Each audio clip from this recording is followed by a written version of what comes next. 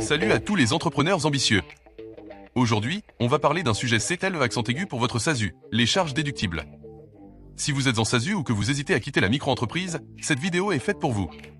On va décortiquer pourquoi la SASU est une machine à optimiser vos impôts, et comment elle se distingue radicalement de la micro-entreprise, qui, malgré sa simplicité, peut vous coûter cher. Préparez-vous à prendre des notes, car on va transformer la complexité en clarté. Quand on se lance en SASU, on cherche de la flexibilité et une structure protectrice. Mais au-delà de ça, la SASU est un vrai terrain de jeu pour la gestion financière, notamment grâce à ses charges déductibles. C'est un levier stratégique pour réduire votre impôt et réinvestir dans votre activité. Ne voyez pas les charges comme une simple obligation comptable. Chaque euro de dépenses professionnelles que vous déduisez réduit directement votre bénéfice imposable. Résultat ?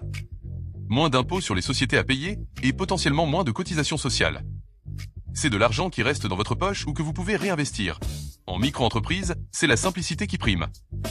On calcule votre impôt et vos cotisations sur votre chiffre d'affaires après un abattement forfaitaire. Ça semble simple, mais ça cache un piège. Vos dépenses réelles ne sont pas prises en compte, même si elles sont super importantes pour votre business. C'est génial pour démarrer avec peu de frais. Pas de bilan, pas de compte de résultats détaillés, un vrai gain de temps. Mais si vous avez des investissements ou des dépenses importantes, cet abattement peut vite devenir un boulet et vous faire payer plus d'impôts qu'en réalité vous ne devriez. Avec la SASU, on passe au régime réel.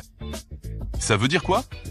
Simplement que vous déduisez toutes vos charges professionnelles réelles avant de calculer votre bénéfice imposable. C'est la formule magique. Chiffre d'affaires moins charges déductibles égale bénéfice imposable. Chaque dépense justifiée est un gain fiscal. Cette souplesse vient avec une responsabilité, la rigueur. Chaque dépense doit être traçable, prouvée par une facture et liée à l'activité. Une bonne tenue comptable est essentielle, mais le jeu en vaut la chandelle. C'est cette gestion proactive qui fait la différence et optimise votre fiscalité. Prenons un développeur web, 60 000 € de Canada, 15 000 € de charges, matériel, logiciel, formation. En micro, il serait imposé sur environ 40 000 € après abattement. Ces 15 000 € de frais disparaissent. En SASU, il est imposé sur 45 000 €, 60K 15K. À première vue, la SASU peut sembler moins avantageuse, mais c'est là qu'il faut comprendre l'effet levier. La SASU devient clairement plus avantageuse quand vos charges réelles sont importantes et dépassent l'abattement forfaitaire de la micro. Pour un e-commerçant avec des stocks, des frais de pub, des logistiques, ou un consultant avec des formations coûteuses, la SASU est le statut qui permet de refléter la réalité économique de l'activité et d'optimiser réellement les impôts. Alors, cette première vidéo vous a ouvert les yeux sur l'importance des charges en SASU ? Dites-moi en commentaire si vous êtes en SASU ou en micro.